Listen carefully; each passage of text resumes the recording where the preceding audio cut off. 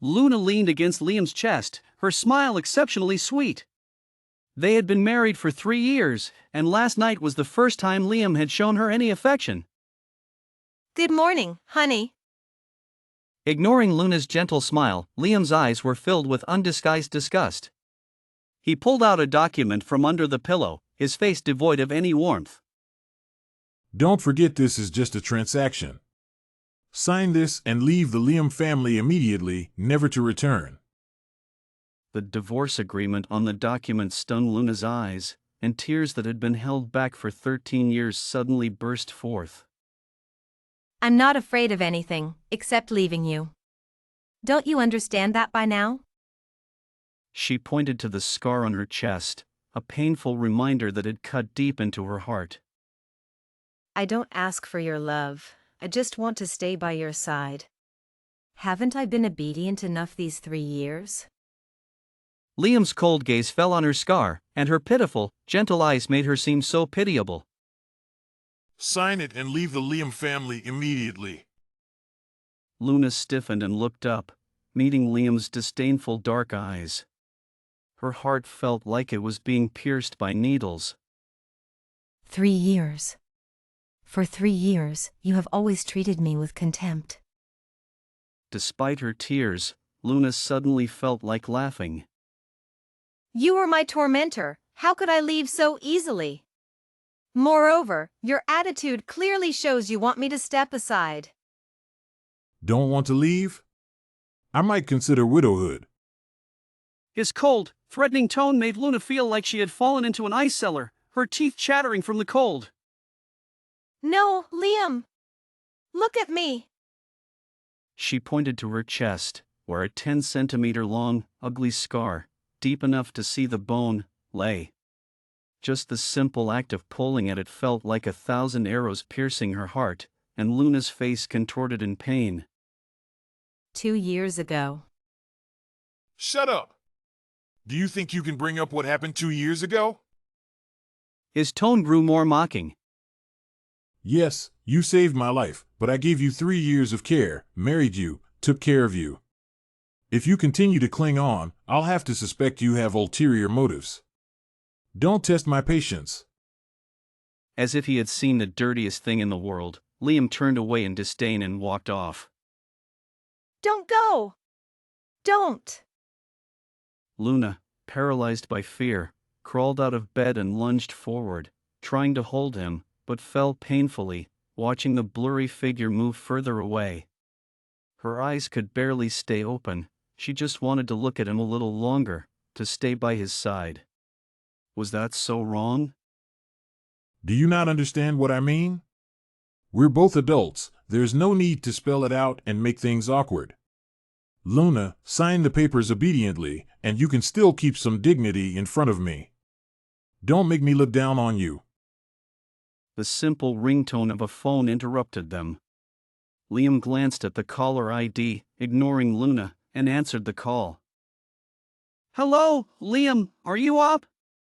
You promised to come see me.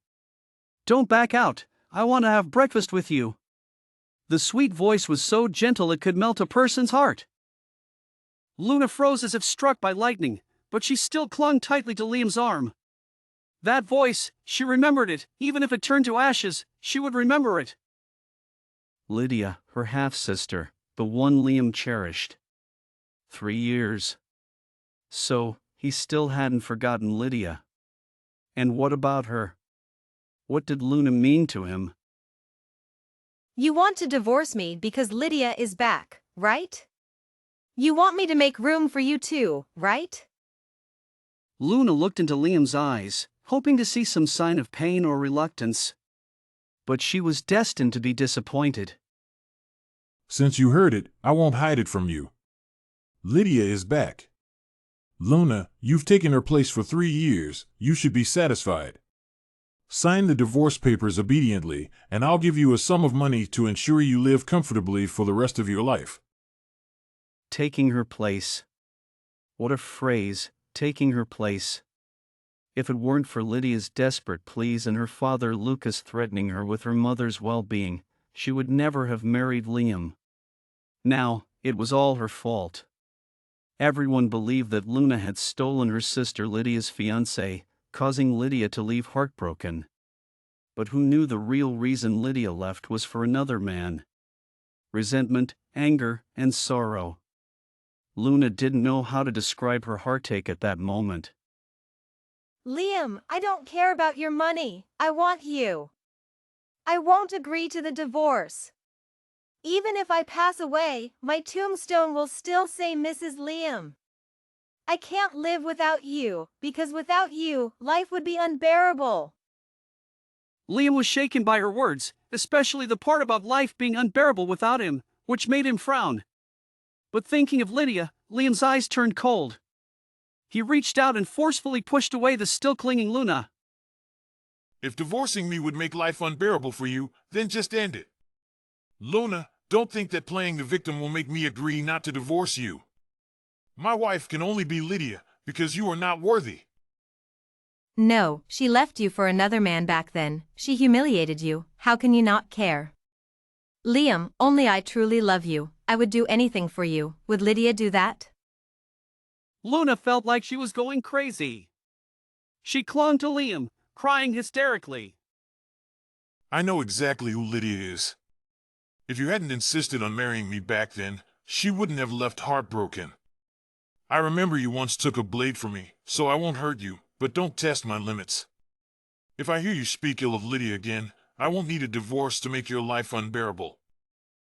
With that, Liam mercilessly pushed away Luna, who was holding onto him, and turned to leave. Liam's strength was great, and Luna couldn't keep her balance, falling next to the coffee table, her head hitting the corner.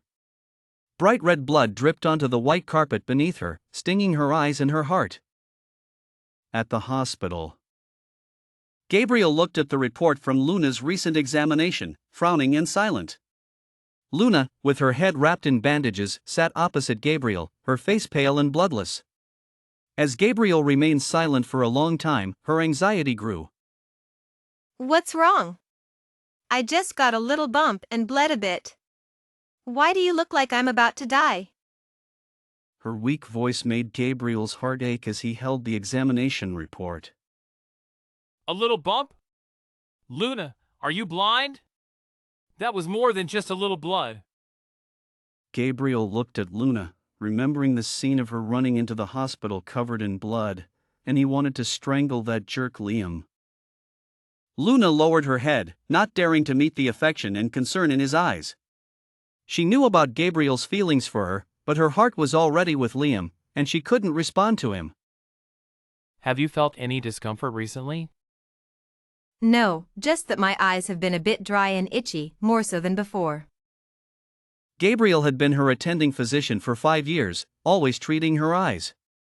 She had undergone a corneal transplant, but the surgery hadn't been successful, leading to various issues with her eyes over the years.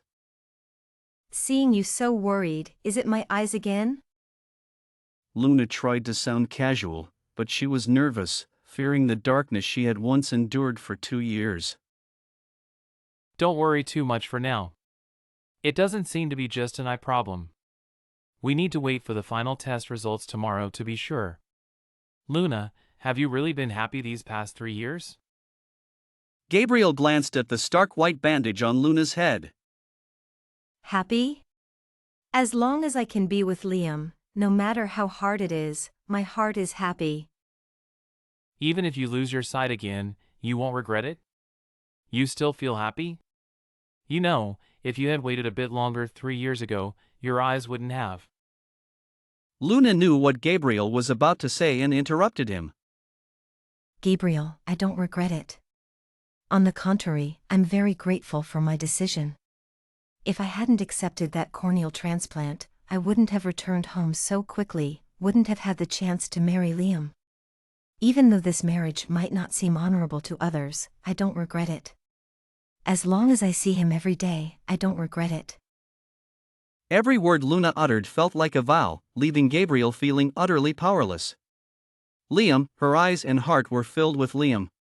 She couldn't see anything else, including his feelings for her. He really wanted to ask Luna, what if you lose your sight again? Would you still not regret it? But he didn't dare. He didn't want to upset her. Her test results showed a tumor in a critical part of her brain. Whether it was benign or malignant would be determined by tomorrow's results. Looking at the time on his phone, it was already 5 p.m. She needed to go back and make dinner for Liam. If there's nothing else, I'll head back now. I'll come back tomorrow for the results. As she spoke, Luna stood up, but a sudden dizziness almost made her fall. Fortunately, Gabriel was quick to catch her. In your condition, how can you go back? You need to be hospitalized. Do you understand? Luna was taken aback by Gabriel's outburst. It was the first time he had yelled at her. I'm fine, just a bit dizzy. It'll pass. Liam will be home from work soon, and I need to make dinner for him. This was something she had insisted on for the 3 years she had been married to Liam. Every day at 6, she would have dinner ready for him. Luna, stop degrading yourself. Has he ever eaten the meals you made? How many times has he been to that villa in the past 3 years? You know the answer. Is deceiving yourself worth it? Luna pushed Gabriel away. That's my business, not yours. Being reminded of her wounds, how could Luna not feel pain? She lifted her face, the pain disappearing and replaced by a forced smile. How do you know he won't eat it? Maybe today he will. Gabriel looked at her, his fists clenching in frustration, but he was helpless. Luna was Liam's wife. And he was just her attending physician. A physician she avoided even when she was ill, preferring not to seek his help. The thought made Gabriel want to strangle Liam. With a helpless sigh, Gabriel had no choice but to compromise. Fine, if you won't stay in the hospital, I'll take you home. Is that okay? Luna wanted to go back on her own. She knew Gabriel's feelings for her, and she couldn't reciprocate, so she kept her distance. But her dizziness was worsening, making it hard to stand, so she had to rely on Gabriel. Gabriel helped her out of the hospital and carefully assisted her into the car. His movements were gentle and tender. They were so close that Luna, feeling weak from dizziness, leaned against Gabriel. From a distance, they looked like they were embracing. Gabriel helped Luna into the car, and the white Maybach sped away. Neither of them noticed the camera hidden in the flower bed behind them, capturing the scene clearly. Luna never cared about that, she only cared about him, Liam. The simple ringtone of a phone interrupted them. Hello? Liam, are you up? You promised to come see me. Don't back out, I want to have breakfast with you. Luna froze as if struck by lightning, still clinging tightly to Liam's arm. That voice. Lydia. Lydia, her half-sister, the one Liam cherished. 3 years. So, he still hadn't forgotten Lydia. And what about her? What did Luna mean to him? Leona sat in the grand chair in the hall, looking at Luna kneeling at the doorway, her eyes filled with venom. Luna's face was pale, but her back was straight as she knelt there. Mom, I don't know what I did wrong to make you so angry. She knew her mother-in-law had always disliked her, but she had never punished her like this before. And in front of all the servants, making her kneel at the door. You say you don't know what you did wrong? Leona pointed at Luna, her chest heaving with anger. She grabbed the photos from the servant beside her and threw them at Luna's face. Look at this, look at what you've done. You've disgraced our family, you shameless woman. The photos scattered around Luna, and an image of Gabriel helping her into a car instantly caught her eye.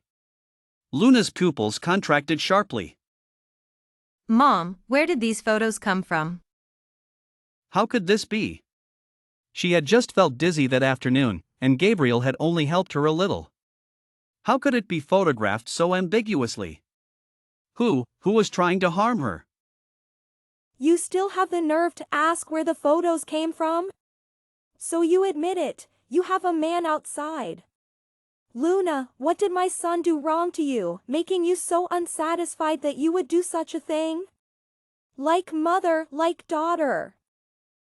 Mom, you can insult me, but you can't insult my mother. This matter is my business, it has nothing to do with my mother.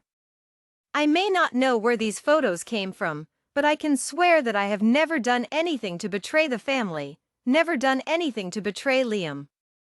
I injured my head today and went to the hospital for treatment. When I came out, I was very dizzy, and my friend just helped me a bit. It wasn't as dirty as you say. She would not allow anyone to slander her mother, even if that person was Liam's mother. And her own reputation, she had to clear it. She would never admit to something she hadn't done. Luna stood there, even though her head was spinning, she gritted her teeth and stood straight. All right, you've got guts now, daring to talk back to me. Luna, have you forgotten how you got into our family? Luna, who had never dared to defy her, now dared to shout at her. Leona gritted her teeth, glaring at Luna. It seemed she had been too lenient with her. Mom, I'm not talking back to you, I'm just telling the truth. The man in the photo is my friend. If you don't believe me, you can investigate. I am innocent, and it's not as dirty as you say. All right, you've got guts now, not putting me in your eyes anymore. Leona pointed at her, her tone changing. Luna, don't forget, you have a mother in a mental hospital. Her medical expenses have always been covered by the family. Do you believe that with just one word from me, the family can immediately cut off your mother's medical expenses and throw her out of the mental hospital? Luna's pupils contracted as she looked at Leona in shock. You're using my mother to threaten me? If you don't want the Lin family to cut off her medical expenses, you will kneel here obediently until I am satisfied, or your mother will be thrown out of the mental hospital. Luna lowered her head, biting her lip, kneeling there, her eyes filled with unwillingness. But what could she do? These people held her mother in their hands, threatening her time and again. In the white intensive care unit, the monitor screen showed Luna's weak heartbeat and faint pulse. Gabriel stood by the bedside, looking at the frail woman who could stop breathing at any moment, his hands clenched tightly under his white coat, making a cracking sound. Luna. His heart was filled with nothing but regret, and more regret. Yesterday, knowing that the examination had revealed a tumor in her brain, he should have insisted on her staying in the hospital, not letting her go back like that. If only I hadn't let her leave. Otherwise, she wouldn't have been bullied by the Lee family like this. Since she was sent here yesterday morning, Luna had been in critical condition. No matter how he questioned the Lee family's servants who brought Luna, they wouldn't say how she ended up like this. I had to bribe one of them to find out. At 11 o'clock last night, Mrs. Lee called Luna to the Lee family villa, showed her a set of photos of her with another man, scolded her, and punished her by making her kneel at the Lee family gate all night. It wasn't until dawn, when an early rising servant found her fainted at the gate and reported to Mrs. Lee, that she was sent to the hospital. Otherwise, who knows when fainted Luna would have been discovered. When Luna arrived yesterday morning, her condition was extremely dangerous, with a high fever that wouldn't go down and a deep coma. A day and a night passed, and it was only 2 hours ago that her fever subsided, but she still hadn't woken up. The results of her brain tumor examination were out. It was malignant and deteriorating rapidly. If she didn't have surgery soon, she wouldn't make it through the year. But in her current state, her body couldn't withstand such a high-risk surgery. My skills feel so inadequate. Gabriel, who had always prided himself on graduating from the Royal Medical College of M Country, felt for the first time that his medical skills were so inadequate. Gabriel. At some point, Luna had opened her eyes on the bed and was looking at him. Gabriel quickly adjusted his emotions and walked towards her. Luna, you're awake. Do you feel uncomfortable anywhere? His voice was filled with deep concern and anxiety. What's wrong with me, Gabriel? Why can't I see clearly? Gabriel didn't intend to hide Luna's condition, especially the malignant tumor in her brain. Maybe only by knowing her true physical condition would she understand to cherish herself. Because the tumor is close to the retinal nerve, your blurred vision might be due to the tumor pressing on the nerve. I'll prescribe some medication that might help, but this condition will recur, and as the tumor worsens, medication might not suppress it anymore. So you need surgery as soon as possible. Luna was stunned by Gabriel's serious words. She thought it was just another issue with her cornea, but she didn't expect it to be a problem in her brain. A tumor, and a malignant one at that. Is the surgery risky? In such a dangerous location, what would the risks of the surgery be? What she was thinking was exactly what Gabriel was concerned about. In such a dangerous location, the surgery is definitely very risky. But don't worry, I'll call my teacher at the Royal Academy in the States and take you abroad for the surgery. His medical skills are top-ranked in the world. Luna, I won't let anything happen to you. Luna closed her eyes in pain.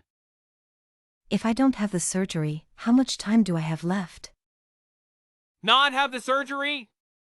Luna, are you out of your mind? Without the surgery, you might not even make it through this year. Not make it through this year? It's June now, which means she might have less than 6 months left. Luna's hand holding the phone trembled slightly. Clearly, she was Liam's legitimate wife, the Mrs. Liam that everyone envied. But who knew that she had to make an appointment like a client just to have a meal with him? Hello, Miss Luna, the president is busy. What can I do for you? I want to ask if Liam has time today. I want to have a meal with him. On the other end, Jake seemed a bit troubled and didn't give Luna an immediate answer. Luna felt a bit nervous. Sometimes she thought she was pathetic, knowing that Liam didn't love her, yet she couldn't help but want to be close to him. Jake, tell Liam that today is our 3rd wedding anniversary. If he wants a separation, this is the condition for him to have a meal with me. Okay, Miss Luna, I'll relay the message to the president. Jake sighed and hung up the phone. Actually, he felt quite sympathetic towards Luna, but he worked for Liam, so it wasn't his place to say anything. After hanging up, Luna got up, wanting to tell Gabriel that she wanted to go out in the evening.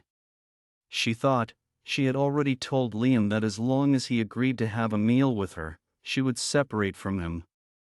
Liam wanted a separation so badly, he would definitely come, right? Leaving the ward, Luna hadn't yet reached Gabriel's office when she saw a man's back in the distance that looked very much like Liam's. She frowned. Didn't Jake just say on the phone that Liam was busy? Why would he be here? Or was she mistaken? Luna thought she might be missing Liam too much, which is why she followed him almost instinctively. It wasn't until he entered a high-end VIP ward that she stopped at the door. Liam, you're here. Lydia is starving. What did you make for me? Inside the ward, that sweet voice, who else could it be but Lydia? Jake said Liam was busy taking care of Lydia in the hospital. In an instant, Luna's mind went blank, as if something had exploded inside, and her heart ached with sharp pain. She wished so much that the man wasn't Liam, that it was all a play directed by Lydia. But ultimately, she was disappointed. I made your favorite chicken porridge. Try it and see how my cooking is. Chicken porridge? Wasn't that his favorite? Could it be that Liam liked chicken porridge because Lydia liked it? This realization made Luna's hand holding the water cup tremble uncontrollably. The scalding hot water spilled onto her hand, sending a sharp pain through her. The water cup fell to the ground, shattering into pieces, just like her heart at that moment, scalded and in excruciating pain. Inside the ward, Liam heard the noise and walked out, seeing Luna standing at the door, her face pale. He was slightly stunned, seemingly not expecting her to be there. Immediately, his face showed a look of anger. Luna, you have some nerve, daring to follow me. I didn't. How could he not ask for the reason and just assume she was stalking him? Did she really mean so little to him? Didn't? If you didn't, why are you here? How do you explain this? Luna looked at Liam, showing a mocking smile for the first time in front of him. Liam, should I explain to you? Or should you explain to me why my brother-in-law is in his sister-in-law's hospital room, making her favorite chicken porridge, while your own wife is so ill she's near death? And where were you? Liam was stunned by her question. Looking at Luna's pale face, he hadn't realized she was also hospitalized. He truly had no idea. Liam pursed his lips, looking coldly at Luna, who was questioning him, his eyes dark and unreadable, not knowing what he was thinking. Lydia, listening to Luna's painful questioning of Liam from inside the hospital room, finished the last bite of chicken porridge with a good mood, wiped her mouth, and walked out of the room with a feigned look of weakness, clinging to Liam's arm like a delicate bird. Liam, why are you out here for so long and not coming in? I thought you had left. Why did you come out? Your body hasn't recovered yet. Go lie down on the bed. His gentle tone and tender actions, coaxing Lydia, were something Luna had never seen before. It turned out he wasn't incapable of being gentle, he just never was gentle with her. Looking at the two people in front of her, Luna was so angry she wanted to lash out. She stepped forward and pulled Lydia away. Lydia, unable to stand firm, fell directly to the ground. Luna, what are you doing? Seeing Lydia's pale face as she fell, Liam pulled Luna away and hurried to help Lydia up. Luna felt dizzy, and with Liam's sudden pull, her body fell backward. Gabriel had said that her head couldn't withstand any more impact, or it would be life-threatening. Closing her eyes in despair, Luna thought, seeing Liam's concern for Lydia, that maybe it was better this way. At least she wouldn't have to feel heartache for him anymore. The expected pain did not come. Luna opened her eyes to see Gabriel's worried eyes filled with urgency. Are you okay? Are you feeling uncomfortable anywhere? Gabriel held Luna tightly, not daring to let go. He was really afraid he had come a second too late. I'm fine, thank you. The affection in those eyes was too deep, she couldn't repay it. Liam, are you even human? Her condition has worsened, and she's barely hanging on. Gabriel, don't say it. Please don't say it. Luna tightly grasped Gabriel's arm. Even through the clothes, Gabriel could feel the deep pain in his arm from her grip. He didn't understand, didn't get it. It was clear Liam didn't care about her at all, so why was she still hiding it? Why are you stopping me? Do you think that by not telling him, he will care about you? Luna, wake up. Look, look. Gabriel pointed at Liam, who was holding Lydia. Do you see? He only cares about other women. He doesn't care about your life or death. Even if you tell him, he won't care. Luna, when will you finally understand? She understood. How could she not? But she couldn't say it. Don't say it, you can't say it, really, Gabriel, I beg you. She couldn't let Lydia know about her condition, or the Lynn family would cut off her mother's medical expenses, and her mother would be kicked out of the psychiatric hospital. If something happened to her, how could her mentally ill mother take care of herself if she was kicked out of the hospital? No, she couldn't let Lydia know. She had to settle her mother while she was still alive before letting the Lynn family know. Gabriel, take me home. Luna leaned against Gabriel, feeling increasingly dizzy, too weak to stand. All right, I'll take you home. Gabriel picked Luna up, completely ignoring Liam's frosty expression, and turned to leave. Stop! Liam's sudden command halted Gabriel's steps. Shouldn't you be taking your beloved woman back to her room, Mr. Liam? Why are you stopping me? Liam didn't answer, just stared at Luna in Gabriel's arms. Her face was pale, her lips devoid of color, She looked as fragile as a piece of paper, as if a gust of wind could blow her away. The helpless look she had when she pleaded with Gabriel reminded him so much of that night. The more he thought about it, the more uncomfortable Liam felt.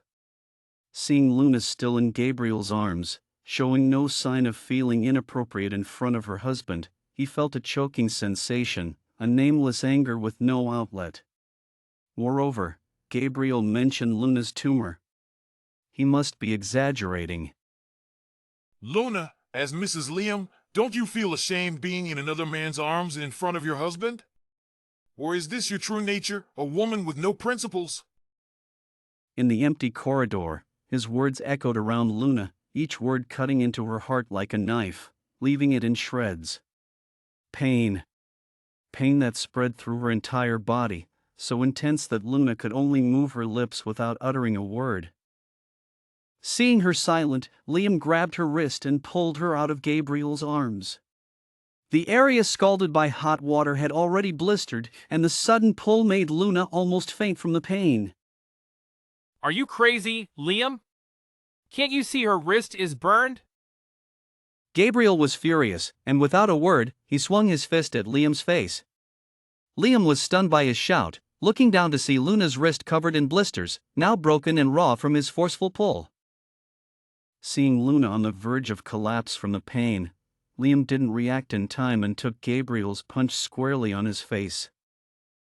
Liam! Lydia rushed over, pushing Luna away to check on Liam's face. Luna, completely drained of strength, fell to the ground, hitting her head on a chair in the corridor and passing out. Luna!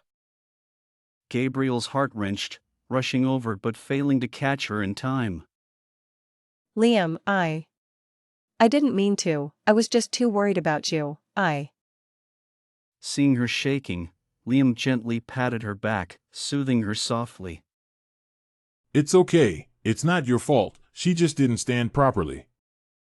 Gabriel, checking Luna's injuries, couldn't hold back his anger any longer. Liam, you're blind! Luna has been so good to you, and you don't appreciate it. Yet you mistreat her for someone like this. You're not a man. I hope you never regret what you said today, or you'll understand what it means to live in regret. Luna had been unconscious for 3 days, passing through 3 critical periods before waking up. The first thing she saw was Liam standing by her hospital bed, looking exhausted. What are you doing here? Surprise, joy.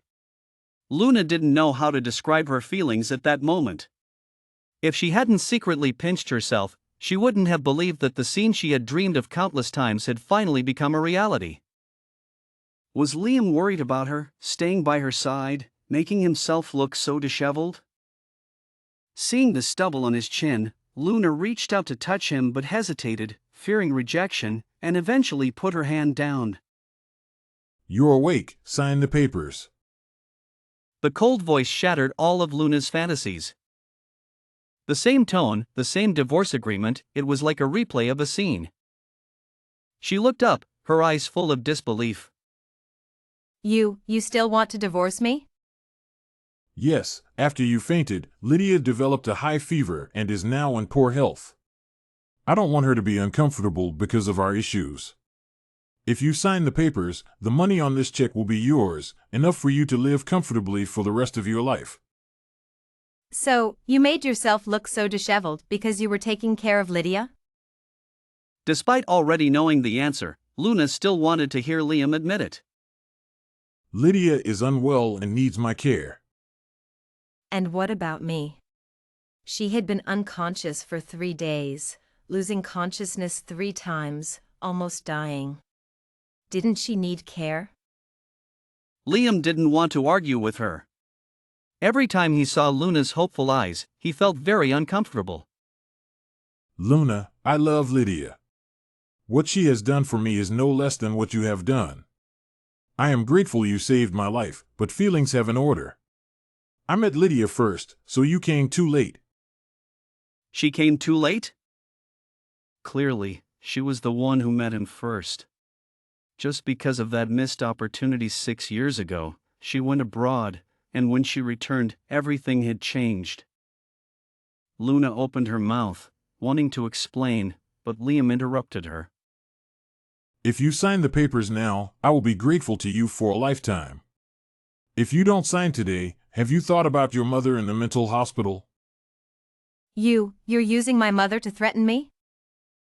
Luna looked at Liam, feeling unprecedented shock and disappointment. Seeing his face devoid of any emotion, Luna even felt despair. If you sign the papers, it's not a threat. The check I give you is enough for you and your mother to live a good life. No, I don't want the money, I want you. I don't want a divorce, no. Luna crumpled the check into a ball and threw it away. She didn't want to divorce him. If they didn't divorce, she still had an excuse to see him. If they divorced, she wouldn't even have an excuse to find him. Seeing her refusal, Liam frowned. He didn't have much patience to waste here. Lydia's eyes had been troubling her these past 2 days, and she was waiting for his care. Luna, sign the papers, or tomorrow you will receive news that your mother has been thrown out of the mental hospital. Luna's body trembled. She knew Liam meant what he said. Just like a year ago when a model drugged him, Liam soaked himself in ice for a whole night, and the next day, he had the model thrown to a group of beggars. Fine, I agree. I'll sign in 3 days. 3 days later was their 3rd wedding anniversary. Seeing her agree, Liam didn't stay any longer. It was just 3 days, he could wait. Sitting in the taxi, Luna kept rubbing her eyes uncomfortably. Ever since Liam left, her vision had been blurry. She had planned to wait for Gabriel to come back and check her condition, but in the afternoon, she received a call from the psychiatric hospital saying her mother had an incident there. Upon hearing this, Luna panicked, ran out of the hospital without even changing her patient gown, and took a taxi to the psychiatric hospital. At the psychiatric hospital, Nora, confined behind the iron bars, sat on a worn-out carpet, holding a rag doll in her arms, gently soothing it, humming a tuneless melody. It was a song her mother used to hum to her to lull her to sleep when she was a child. Looking at her mother behind the iron bars, so close yet out of reach, Luna felt a deep hatred for the cold iron bars and even more for Lucas, her father who had caused her mother to end up like this. But what could she do besides hate? She couldn't fight them. For her mother's sake, she had to obey their commands. They didn't allow her to go to college, so she couldn't go. They didn't let her work, so she didn't dare to find a job. Even with Liam, when they took her corneas, they forced her to leave him, and she didn't dare to resist. Open the door, open it! She shouted at the medical staff nearby, but fearing to startle her mother, she didn't dare to raise her voice.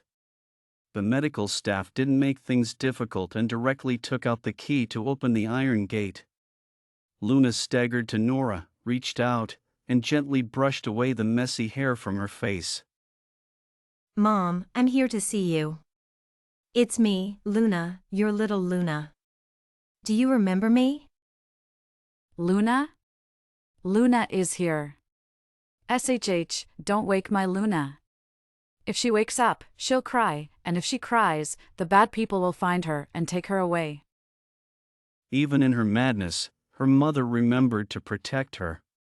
Luna bit her lip until it bled, unable to stop the tears from falling. Mom, I'm here. No one will take me away. No one. The bad people will take my Luna away. They will. Nora seemed to fall into a frenzy, muttering the same words over and over, her vacant eyes turning fierce. You are a bad person. You all want to take my Luna away. You're all bad people. I'll hit you all. Mom, I'm Luna. Mom, look at me. Luna held onto the frenzied Nora, letting her pull her hair and hit her, not daring to let go, fearing her mother would hurt herself if she did. The medical staff quickly rushed in and separated them. What are you doing to my mom? Seeing Nora being pinned to the ground and restrained, Luna screamed in anger, trying to rush to her mother again, but the nurse held her back tightly, and she couldn't break free. Let go of my mom! Let her go! Sister, what are you doing? They're just trying to calm your mom down. The restraints are to prevent her from hurting herself. But it seems your mom is getting more agitated. Look, she's biting her lip until it bleeds. Who knows if she'll bite her tongue off? If only they had given her a sedative earlier, she wouldn't have to suffer so much. What a pity! Luna was shocked to see Lydia at the door. Now she understood everything. It was you. You had them call me. You made my mom go crazy, didn't you? Her mother, though mentally unstable, rarely had such outbursts.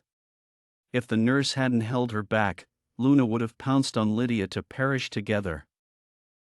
Sister, we haven't seen each other for 3 years, and your intelligence has improved. But so what? Can you ignore your mentally unstable mother? What do you want, Lydia? I'm just here to remind you not to forget. And hurry up. The position of Mrs. Liam can only be mine. After her triumphant declaration, Lydia turned and left. Pink lipstick lightly brushed across her lips, Luna looked at herself in the mirror, her eyes filled with nervousness. Today was her 3rd wedding anniversary with Liam. For the past 2 years, she had spent it alone. Today, she finally got to spend it with Liam. Outside, steady footsteps approached. Luna put away the makeup in front of her and looked towards the door. You're here. Come in. Liam looked at the wine and cake prepared on the table, his brows furrowing. We. No need for any other thoughts. I brought the divorce papers. Sign them. The white agreement was thrown on the table, and Liam got straight to the point. Luna took a deep breath, trying to calm her nervousness. Liam, can we talk? Luna, you don't want to back out, do you? Luna's pink lips moved, but she didn't know how to explain. She gently asked, Liam, do you really not remember our promise? That town bathed in the northern lights, you haven't taken me there yet, and my love has already died in your hands. This sentence was like a knife, cutting through his mind, as if something inside was slowly leaking out. Liam's heart suddenly tightened. His lips moved, but he didn't know what to say. A sense of foreboding instinctively arose in his heart. He didn't even care about the divorce papers and turned to leave. Jake, help me find the doctor who performed my cornea surgery 6 years ago. Yes, sir. On the other end of the phone, Jake responded respectfully. Although he didn't understand why the boss suddenly wanted to investigate this matter, hearing the urgency in his voice, he knew he had to act quickly. Hanging up the phone, Liam took a deep drag on his cigarette, trying to calm his anxious heart. Throwing away the cigarette butt, Liam turned the car around and headed back to the hospital. After Liam left, Luna numbly put on her clothes, picked up the crumpled divorce papers from the floor, and took out the $1 million check inside, gritting her teeth as she made a call. The call was quickly answered, and a playful voice came through. Hello, little beauty. I didn't expect you to remember me after 5 years. The teasing tone made Luna bite her lip. I need you to help me save someone, take her abroad, and arrange her future. The reward is $1 million. Hearing it was business, the man's voice became serious. Man or woman? Criminal or someone being hunted? A woman, not a criminal, currently confined in a psychiatric hospital in a city. She had lost all hope for Liam. Now, the only person she cared about was her mother. She had to get her mother out as soon as possible. No matter the cost, she was willing to pay it. The man's delayed response made Luna's heart tighten. Wasn't this an easy task for them? 500,000 and a kidney. If you're willing, it's a deal. Okay. Without much thought, Luna agreed. She didn't have much time left anyway. A kidney, to secure her mother's future, was worth it. Time and place, specific details, someone will contact you in 3 days. Hanging up the phone, Luna breathed a sigh of relief. As long as they agreed, it was fine. Looking at the divorce papers in her hand, Luna picked up the pen she had prepared and carefully signed her name. Once she signed, in 3 days, when her mother was safe, she would give the papers to Liam. She would set him free and herself as well. From then on, they would have nothing to do with each other. Gabriel, because of what happened last night, didn't want to see Luna, but looking at the report in his hand, he couldn't avoid it.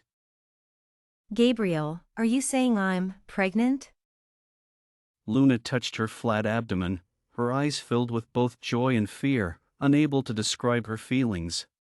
Hearing Gabriel say she was pregnant, Luna was happy.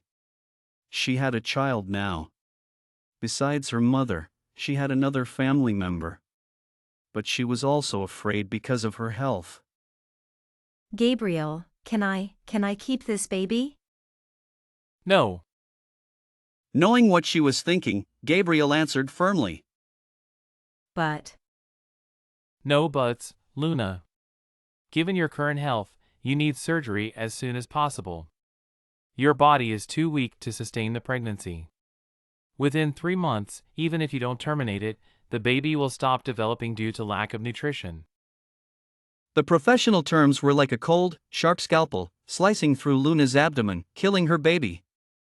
With a pale face, Luna held her stomach, unable to react for a long time. After a while, she looked at Gabriel. Is there really no way? Your body is already being maintained with special medication.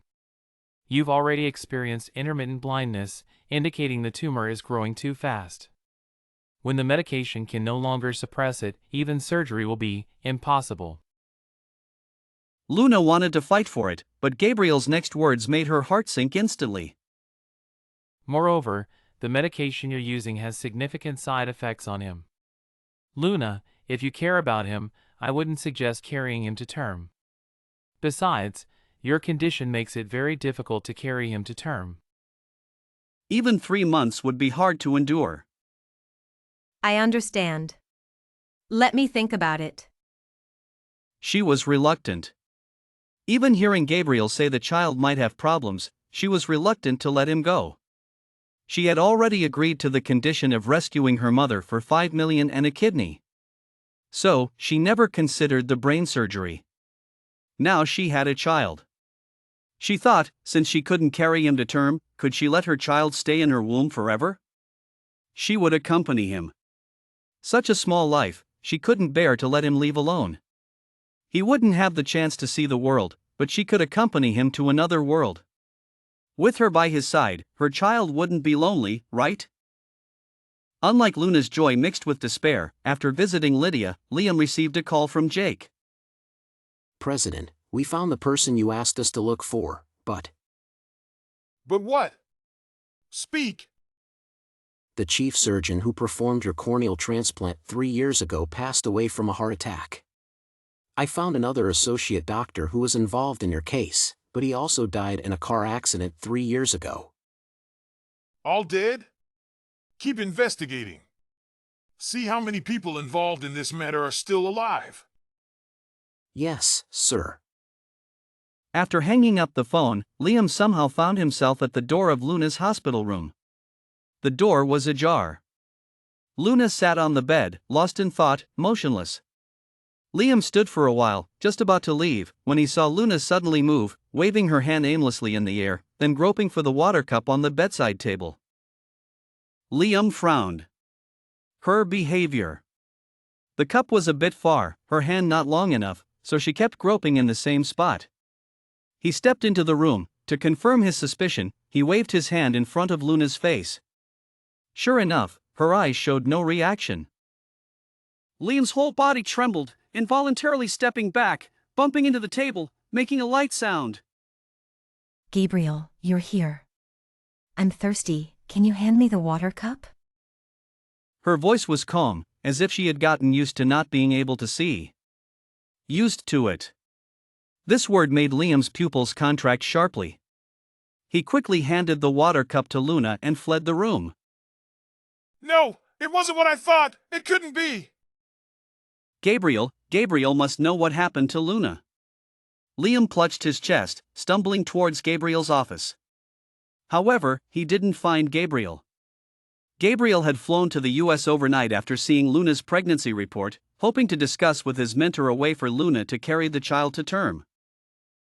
Liam couldn't find Gabriel, so he called Jake again. Jake, no matter the cost, find everyone related to my corneal transplant. Yes, President, I already have some leads. After Jake finished speaking, Liam remained silent for a long time. President, are you okay? Jake was very worried. He really didn't expect the Lin family to be so bold, daring to tamper with the president's corneal transplant 6 years ago. Clearly, it was Luna who donated her cornea to the president, yet they made him believe it was Lydia. I'm fine. Liam felt very foolish. He had been blind for so long, his heart was blind too. He didn't see through the trap set by Lucas and his beloved daughter. He actually believed it was Lydia who donated her cornea, treating her unconditionally well, hurting the one who truly loved him. Luna, the woman who loved him with her life. He needed to go back and beg for her forgiveness, to apologize. But after hurting her so deeply, would she forgive him? Liam walked to Luna's hospital room and poured her a glass of water. He was silent for so long that Luna noticed. Honey? She called out instinctively. Liam hugged her tightly. Luna, I'm sorry. I was wrong. I mistook you. Luna was stunned for a moment, then hugged Liam back. Liam's eyes instantly reddened. Luna, don't worry. I will make it right. He transferred Luna to a better hospital. He also brought Luna's mother out, putting Luna at ease. Then, he went to the Lin family. Liam, look at these servants, they gave me such a dress. I'm going out with you, wearing this would embarrass you. I told them to prepare it. He said, beckoning to the servants. Half an hour, get her ready. His cold tone had none of the previous warmth. Lydia screamed. No, I don't want to wear this dress. Liam, what do you mean? This wasn't taking her out to see a show, it was clearly to humiliate her. The servants, not daring to disobey Liam, dragged the struggling Lydia upstairs. The servants were strong, quickly stripping Lydia and putting her in the shabby dress, messing up her carefully styled hair, then bringing her back to Liam. Lydia, never having suffered such humiliation, kept crying, her eyes red as she looked at Liam. A beauty in tears, but Liam was unmoved, his cold eyes assessing Lydia's appearance, still not satisfied. Bring me a pair of scissors. Liam, what are you doing? Seeing Liam approach with scissors, Lydia screamed, struggling, but the servants held her down firmly. At this moment, Liam was no longer the gentleman, but a devil. Snip, snip. With a few cuts, Lydia's once proud hair was a mess, the floor littered with strands. Liam brought the trembling Lydia to the Lin family home. At this moment, the Lin family home was brightly lit. I heard your mother came back today. I prepared a special gift for her. I wonder if she'll like it.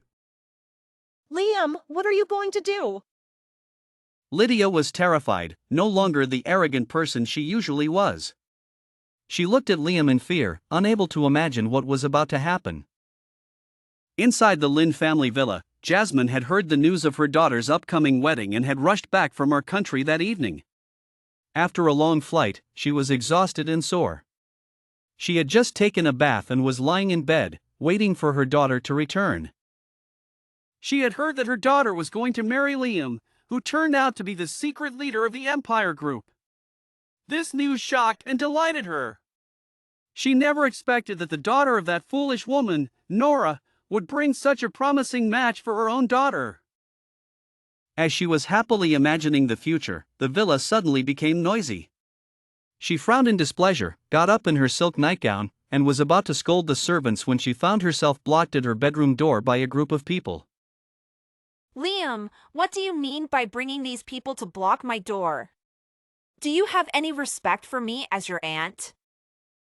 Good heavens, Lydia, why are you dressed like that? Come in, and I'll help you change. Mom! Lydia clung tightly to Jasmine, her frail body trembling, but she didn't dare move a step. What's wrong with you, child? Come into the room with me. Jasmine tried to pull Lydia, but she couldn't move her daughter at all. She frowned in confusion and looked at Lydia. Lydia, what's going on? Tell me. Liam watched the mother and daughter with a smile on his lips. I've come to deliver a special gift to Aunt Jasmine. I hope you'll accept it with a smile. No, Liam, you can't do this to my mom! Can I? Didn't you do the same to Luna's mother back then? Didn't you even threaten her in the psychiatric hospital? Lydia, what's going on? And Liam, why have you brought so many people to my house? Do you not want to marry my daughter anymore? Marry? Marry who? Jasmine, have you forgotten that I got married 3 years ago? And the bride was personally chosen by you. I should be thanking you. He pointed to the men behind him, all over 6 feet tall and very muscular. To show my gratitude, Jasmine, you can either choose 2 of them yourself, or I'll have them all accompany you for an unforgettable night. Your choice. Jasmine was stunned and trembling. Liam, what do you mean? I mean exactly what you think I mean. I'll give you a count of 5. If you haven't chosen by then, they'll all go in together. No, you can't. You beast. 5, Liam, you're inhuman. 4, 3, 2, 1. Liam finished counting, ignoring Jasmine's curses, and pointed at Lydia. Take her away. Then he pointed at Jasmine. She's yours. Remember, I want a high-definition recording. Years ago, Lucas had drugged Nora and given the recording to the media, then transferred all the Lynn family's assets, driving Nora insane. Today, Liam was just repaying the favor for Luna. Jasmine was dragged into the bedroom by several men, her screams echoing through the villa, leaving Lydia pale in the living room. As Liam approached her, Lydia could barely stand. She didn't dare speak or plead, fearing that the person in the bedroom would beat her if she did. Lydia, didn't you always say you loved me and would do anything for me? Well, I've thought of something. No, I don't love you anymore. I don't love you. It's Luna who loves you. It's always been Luna. She was terrified, wanting to escape far away. If she could, she wished she had never met Liam. Don't love me? If you didn't love me, why did you compete with Luna? He cornered Lydia, leaving her no way out. He raised his hand and gently touched her eyes, watching her tremble like a leaf. Liam smiled, a devilish smile. Why are you shaking? Are you scared? I haven't even done anything to you yet, and you're already scared? Liam, I was wrong. I was really wrong. Please let me go. How could you be wrong? You did nothing wrong. With that, he suddenly applied pressure to her eyes. Ah. My eyes, my eyes. Lydia, didn't you always say you were blind for 3 years because of me? Since you said it, let's make it a reality. Don't worry, I'll take good care of you. Madman, Liam, you madman, madman. Lydia screamed, her eyes in so much pain that she couldn't open them, blood streaming down her face. The next day, the news of Jasmine spending a night with 4 men spread like wildfire, reaching every corner of the city. At the same time, Liam took Luna to the Arctic because he wanted to fulfill the promise he had made to her years ago.